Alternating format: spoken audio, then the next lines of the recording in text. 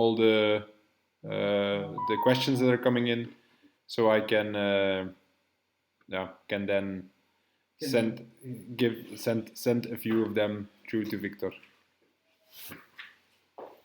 Good.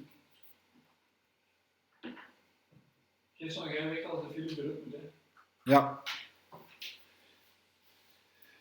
I think we're already live. Maybe check. Maybe een keer refreshen. Wat zeg je?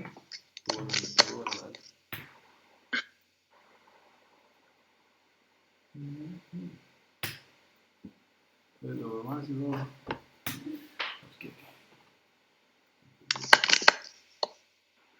Ja. Nee, zet u. Zender. We zijn er al.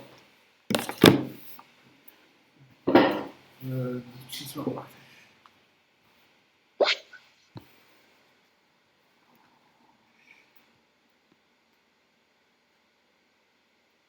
Dat is beter, hè? Ja. Oké. Ik hoop dat ik nu ook kan aanpassen op YouTube. En zie jij hoeveel kijkers er zijn? Ik zie dat niet. Ah ja, juist, je zit dat screen aan het casten. How do you like the new shirt?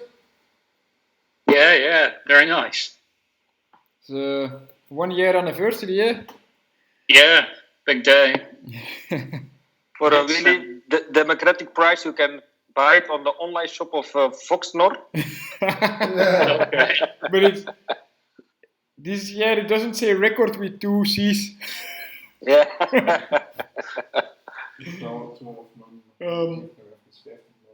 We wait a few minutes till there are some people online, and then we do a small introduction of everybody.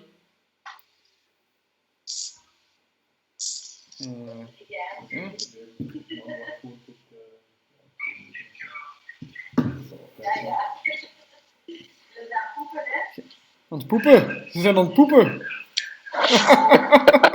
De neighbors, ja? Nee, I could hear the girlfriend of Kevin talk.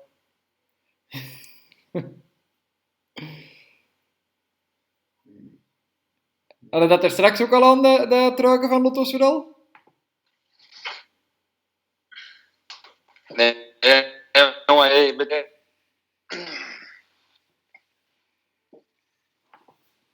Ik kan maar wat verder zitten dan mijn zo. Ik zou zeggen, begin maar 20 man, maar ja. We zullen er aan. Ja. Okay, I think we can start. I will first quickly introduce myself. I'm Victor Kempenaars, but I think if you watch the channel, you know I'm our record holder cyclist, and my current goal is to have as many followers as possible on YouTube. And today is the 1 year anniversary of the Hour Record. We also have in this chat Kevin de Weert. Kevin, you can introduce yourself. Hi, hello. I'm Kevin de Weert. I was last year and also this year performance manager of Lotto Soudal, and I had the honor to be a part of the team that was last year in Mexico to prepare and beat the hour record of Bradley Wiggins with a magical 55 plus K an hour. So that's me. Mm-hmm. And Philip, tell us about you. How did we get in contact? Well, it's via YouTube. Well, apparently I'm your biggest fan. So, yeah, big into cycling, but not professional like you guys. More of a triathlete, perhaps one day. But yeah, just like the channel, and well, here I am. So yeah, it's a bit crazy, but yeah, all good. Cool. Like we asked to Philip to prepare some questions. As he is the biggest fan, he can ask some questions in the beginning of the conversation to Kevin and me, and I would say go ahead. And if there are more questions, you can always ask. And Jeff, I will quickly show Jeff. He's the man behind the screens of the YouTube channel. He will pick up the questions if there are any complaints about bad noise quality or you cannot understand us. Just put it in the chat or in the questions, and Jeff will take care of that. So Philip, you go ahead. Yeah. So the first question: why did you decide to actually have a go at the hour record? So it was more like a joke in the Vuelta 2018. I was in Lotto Soudal, and Thomas de Gent was always joking around because Dion Beukeboom had an attack on the hour record. I think he was just under 53k an hour, not quite sure. And when we all thought like when he can get this close, he was not like a World Tour rider. Maybe Victor can get really close, and Thomas was really pushing it. And then I decided maybe I try and have a go after the World Championships in Innsbruck. At that time, Kevin was not yet in the team Lotto Soudal yet. He was just a bonds coach for the national team. And Kevin guided me to the third place in the World Championships. And then after it, I think 2 days after it, I had a half an hour record attempt, unofficial, just like on the track in Grenche, nobody there. And we decided if it's possible to do half an hour at record pace, let's go for the 1 hour record later on. But it's not as easy as that because I needed, of course, the team to convince the team, and then we also needed money, and Kevin was a great help after that because he also joined the team, so that was really good. Okay. Next question. So, why did you go to Mexico then? Did you not prefer to maybe do something in Belgium, like like Bradley Wiggins and Alec Dowsett? They both did their attempts in England. So, what was the reasoning behind going all the way to Mexico? Yeah, I think Mexico is the faster track. It's on altitude, but you need a lot of adaptation to perform well on altitude, and it's also a really big organization to get everything to Mexico, as it is far away from home. Maybe Kevin, you can explain how some things about the organization. I think you suffered quite a lot to get everything organized. Oh, Kevin. Yes, it's okay. From the moment we had to go from the team, the first step was to go there and to watch the area, to watch the track, to make some appointments there, to find the house, because we went there with a team of 5 people. So we need to find a nice place because you're there for 3 weeks. So it's important that it's a good house, the quality is good also. So we went there first 1 week with Valerie. She's our logistic manager of the team, to arrange that everything. Then we came back. And then the biggest part was to get all the material there, because if you know Victor a bit, he has a lot of material that he needs when he likes to perform on a high level. So then was everything tried to get in the cargo, but if you have to ship something to Mexico, it's really a lot of paperwork with all you need your vitamins, you need everything. But if you want to ship something in the country or out, it's really difficult.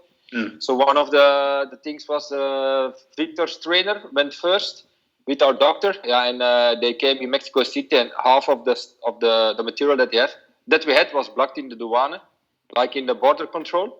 Yeah. So that was a little stress already. Victor came 1 day later, so they managed to fix everything during the night. So actually, Victor had no problems with that, and arrived actually in a house that was ready for him. But then also there at the place themselves, with if you want to arrange something with a Mexican guy, it's really difficult. So it's always like just never on email. Always like, okay, it's okay, but then you come there, it's not okay. So it was an exciting 3 weeks actually, but with a happy ending. Yeah. Was it only one bike, or did you take 2 or 3 or No, we had two similar track bikes for the attempt. Then Victor needed a normal bike when he did the normal endurance training because he was there 3 weeks, and he had his TT bike there for if he want to do his warm up. It was on his normal TT bike, so we had 4 bikes there. We had an altitude tent. We had a lot of stuff. Yeah. I bet it was hard going to get all the stuff over there. Yeah, we also had. But we had a nice team actually. I and think you were with six people. Except Victor, we had like a small team: doctor, physio, logistic manager, myself, trainer Victor. So, but we had a really small team, but a really good group. If there was a problem, everybody helped each other. Was it like a mechanical problem? We tried to help, and opposite way. And I think that's necessary if you try to manage an attempt like that in Mexico. You need a really good group, and I think we achieved to get a good group together. Yeah, definitely. It was worth it. So, yeah, it was. So leading on then, how confident were both of you in that you were going to actually break the record? I think that we were quite confident when we went into the day of the record, but the main thing was when we were like trying to organize everything and selling the idea of breaking the record to the team. Like it was more like Kevin and me trying to convince the whole team. That was not really easy because at the time when we were doing that, I had a knee injury and we were on training camp in December and I was not riding the bike. So that was at that point nobody was confident, but we had to say we were confident that I was going to break the record because we couldn't postpone the start of the organization. Because it's not every World Tour team can actually do it, can they? It's it's only ever done 2 or 3 times a year, perhaps not even that. Maybe it's it must take a lot out of the team.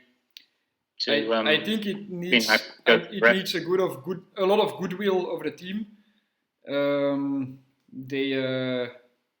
Because they will miss you. Like I didn't do a lot of races last year, and of course they had a good feedback. They had a good the sponsors had a lot of exposure. But when I would not have broken the record, it might have been a real stupid thing to do. I don't know, Kevin. What can you add to this? Yeah, like you already said, at the moment that we have to try to convince the team to have a go, because in December you have to start everything. You have to ask permission to the UCI 2 months in front. You have to go to Mexico. You have to prepare everything. So we need to have a go. Actually, around at that moment, Victor was still not riding his bike at that moment. So it's really difficult to go to the team and hey, we are sure we're gonna break the record. But he's not training at this moment. So that was the first obstacle we had. Yeah, then Victor went to Namibia. Actually, everything went well there. We went to Mexico. The first week his trainer was there, and I came 1 week late because I had to do still one race, Catalonia.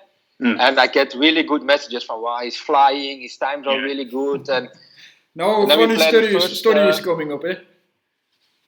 Now a funny story is coming up. Yeah. And then his trainer normally went home when I came up, so we were together there 2 days. In that 2 days we planned the first race simulation, and we were like, he's flying, and we put like really fast lap times on the computer because we were really motivated. And after 2 laps he stopped. He was like, nope, not good. So we're all there with our group like oh shit, it's also possible that maybe it's not gonna break the record. Yeah. So that was the only time actually in the 3 weeks that maybe Victor not, but I had a little bit like, maybe. But then after the day after we did it again, it was good. And from then on, always the trainings were good. The funny thing is, on a track you can measure everything. It's not like in a normal road race. Yeah. You have like different circumstances, weather, tactics. if it's in a closed environment like on a track, it's really easy to measure time if it's healthy. And the material normally you don't have a puncture normally and stuff like that. So it's pretty easy to measure. So except that one day we were actually pretty convinced that they would break the record actually. Yeah, I guess there's a lot more things that you can control doing the hour record than, like if you're doing Tour of Flanders or, Paris-Roubaix, for example, you could get a flat with your main rider and, stuff like that. So it's, in some ways, it's more, controllable. Yeah, I think also that, like after I did this, that's why I did this half an hour test before, just to be sure I can do the pace. If I thought if I can do half an hour without preparation, I can do for sure 1 hour when I totally prepare for the hour record. So in this way we were pretty convinced, and then it's a big investment of time, and it also is a lot of money to break this hour record, but yes. you're quite sure you will succeed when there are no when there's nothing going wrong. And also I think nothing was left to chance when we did the attempt. So we had good chances of success. Also, there was a funny thing. You can always bet on sports, and there was a website you could bet on me breaking the record or on me not breaking the record, and you had a bigger return when you bet on me not breaking the record. So I think at some point everybody was more or less convinced that I would break the record. Yeah. Because of this whole preparation we did towards it. Yeah, it sounds like it. Yeah. But still, if you have the best preparation, Victor, still something can go wrong. The day before, we went to the track, the mechanic and myself, to bring already some material.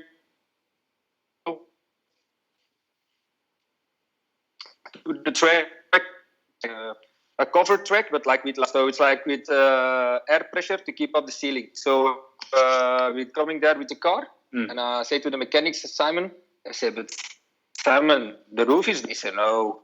So we come to the track, and actually the generator for making the air was broke.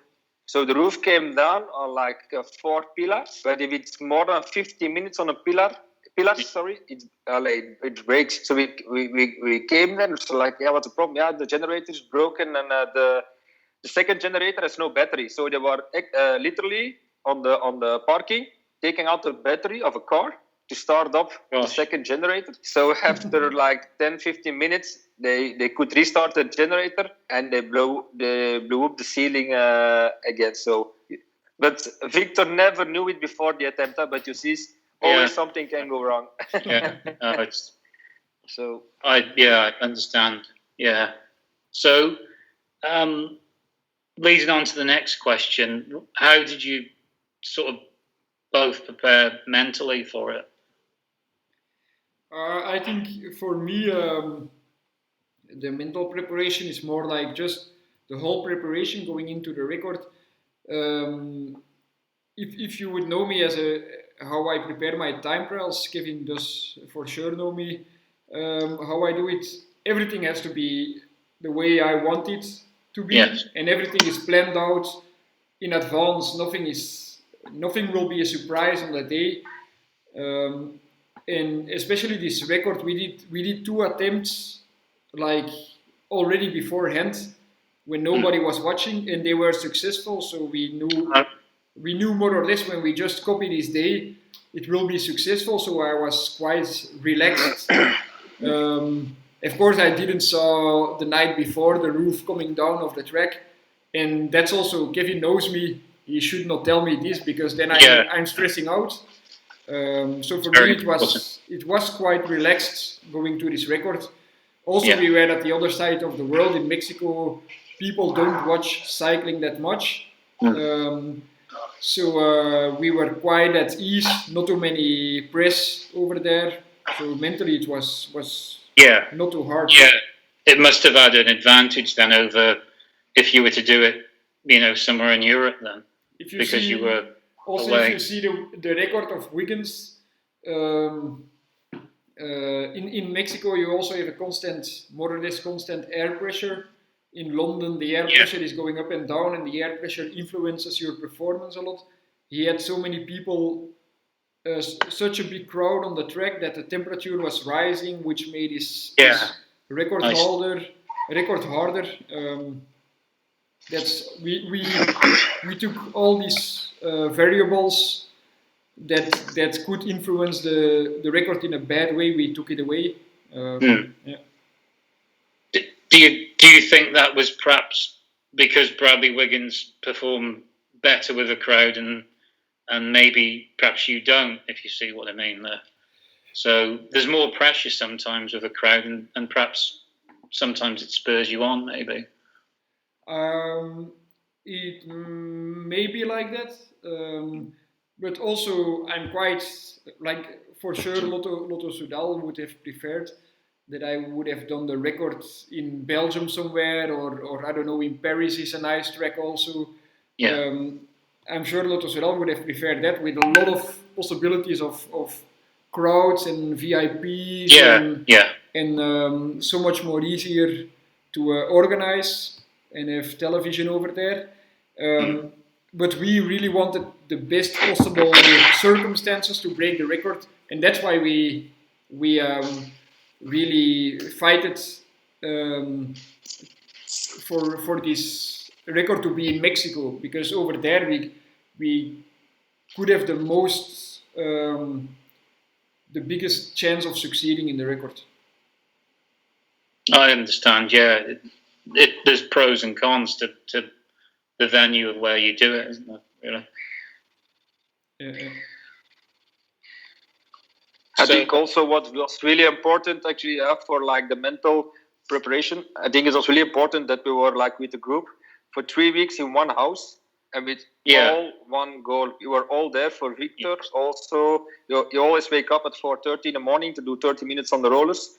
And we were all there at 4:30 in the morning. Also wake up together with Tim, prepare some coffee. He went 30 minutes on the rollers. Then he went back to bed. Yeah, we stay up. But every morning, all the crew was there because we were all there to support him with one goal, like I said. And I think the 3 weeks that you were together, we did also like 2 or 3 race simulations. That we did the preparation from the morning until the start of our record attempt, exactly the same. So it was really structured, like Victor needed and wanted. Yeah. And I think, the 3 weeks we built up actually the mental strength and preparation for the 1 hour on the day of itself.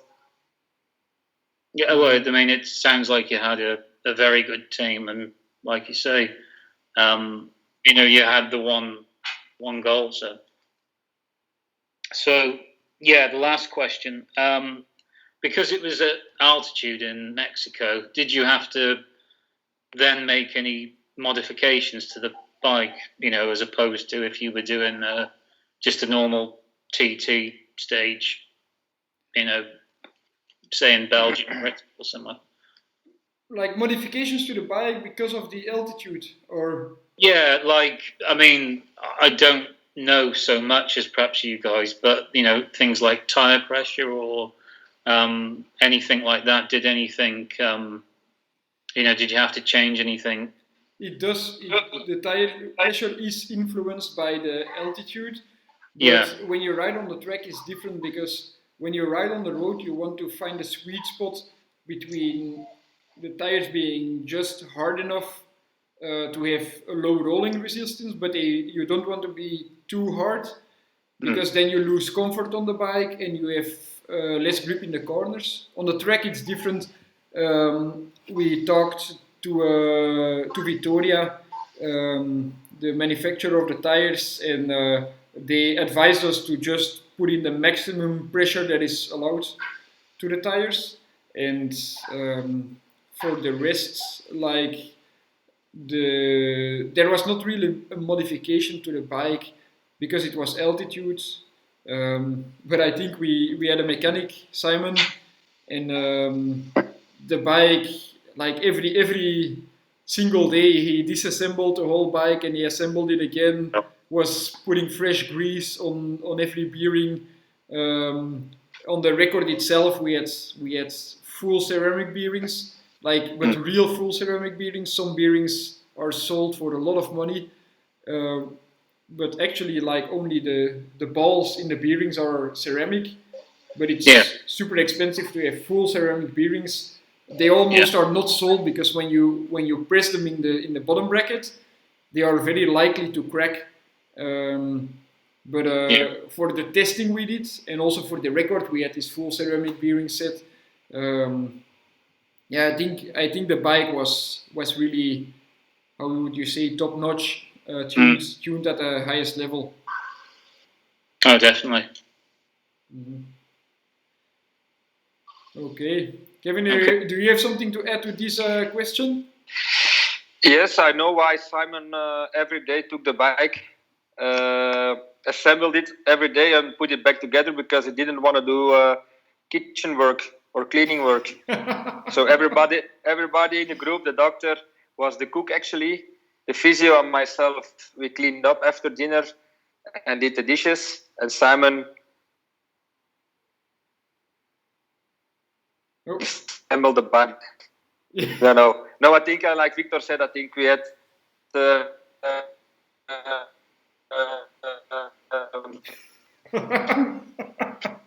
at the top of the top board called what?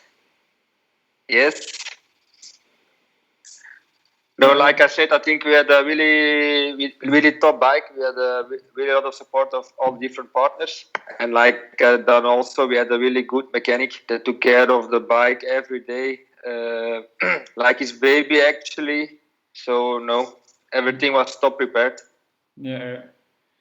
Okay, Philip, thanks for preparing the questions and being our host in this live, I don't know, some kind of podcast.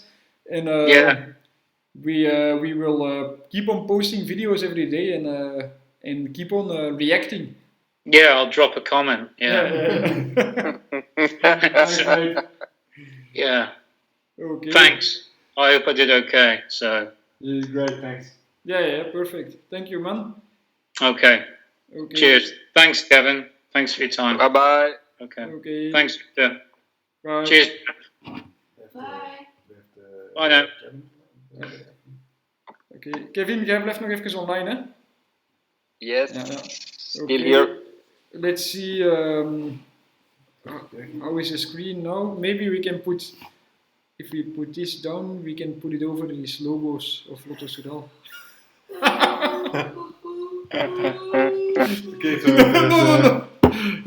Dat kunnen we niet doen. We hebben nu mijn beeld exact over uw logo's gezet, dat je niks van uw logo's ziet, maar... nee, gewoon groter slepen. Sorry, we are talking in Dutch for a second. We're just... Yes, I think so. Okay. Is it okay in the screen? Yeah. Okay. So, Kevin. Yes. Let's talk a bit about I don't know. Are there what extra stories you want to share about the hour record? Was there maybe maybe we have a small story about the smoothie drinks, the ice puppy drinks. Yeah. Was a bit combined to the first test we did, like we said before. Mm-hmm. Yeah, so I will introduce a story, Victor. You can finish it then. Yeah, so I think like in Mexico, one of the tasks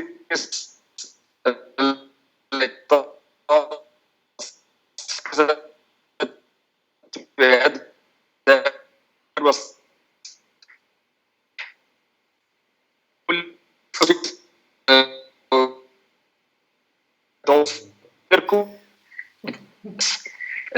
but further we test with that niet original further.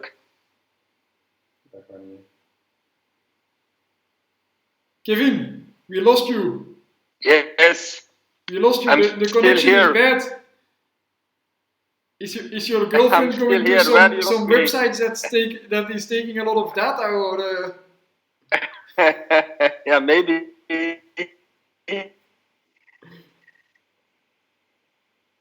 Sorry again. This is no. Where you lost me?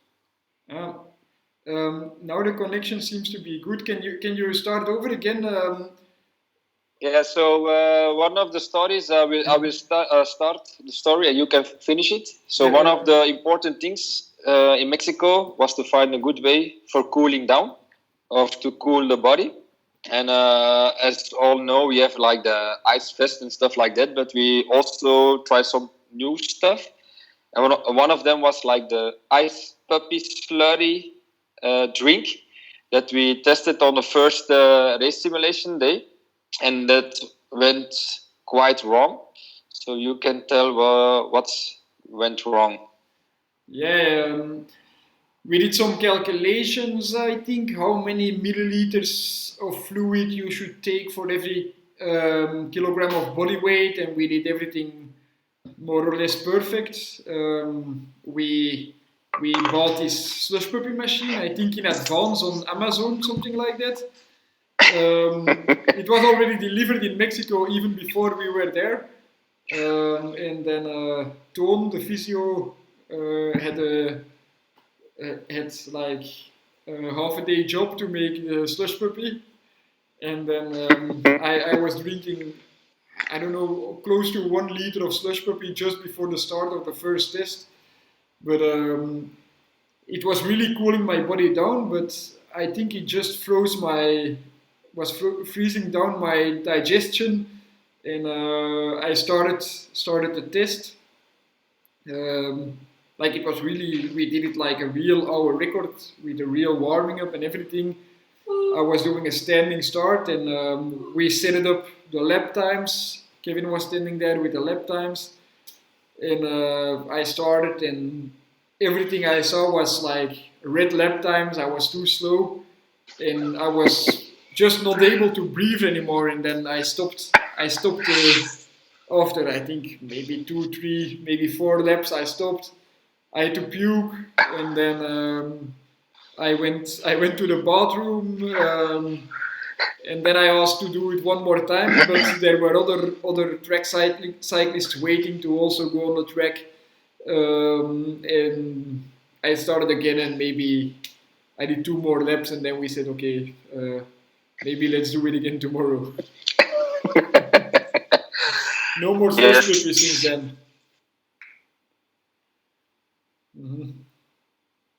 And yeah, maybe I'll introduce another story, and you finish this one, okay? It depends which story.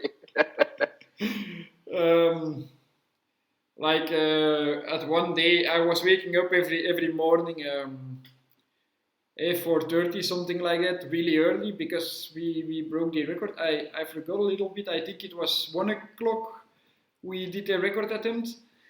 But your body has to be prepared to perform at the highest level, and you perform better in the afternoon. That's why I was waking up so early. And for the staff, like everybody that was there to help me in the house, it was of course a bit harder than for me, because I just went to bed at 7 o'clock, and I was always there 4 o'clock 4:30 in the morning, and one morning everybody was a little bit like this at breakfast, but they were there. What happened at that point? I think we in the 3 weeks we went out 2 times. I think one time out of dinner. So one time when your trainer went home, we went out with a group, and then one time, yeah, just in 3 weeks, one time we went out for pizza. So when it was a funny evening, so it was a little bit harder to get up at 4:30 for some cyclists that go 30 minutes on the roller and go back to bed then. But like you said, we were there. And was it true that the mechanic was making a bit of a mess in the car when you came back early in the morning? I don't know. It's the omerta of cycling. Ah. Omerta. Okay, yeah. Omerta dan. And, well, you have another story to Yes, actually, yes. Yeah, you go to Mexico, you hear a lot of special stories that it's dangerous over there. But actually, Aguascalientes is one of the most safe cities, I think, over there. But during the 2 weeks, or when your father was ripped off by the police, also I think Wim van Olst of Energy Lab, he also had a problem with the police. And then, yeah, the last day when our physio and our mechanic Simon went by car from Calientes to Mexico City with all the material because it was not able to take it on the flight. Just before Mexico City, they pull over to a gas station to take a drink or something, and there was a holdup, and they were kept hostage for like 30 minutes. So it was a little bit in the evening. They called us to say they were safe in the hotel, but then they told the story of the holdup, and it was at the beginning we thought it was just for the joke, but it was actually really serious. So they had a holdup when they went back to Mexico City. Actually, yeah, but was it's sad that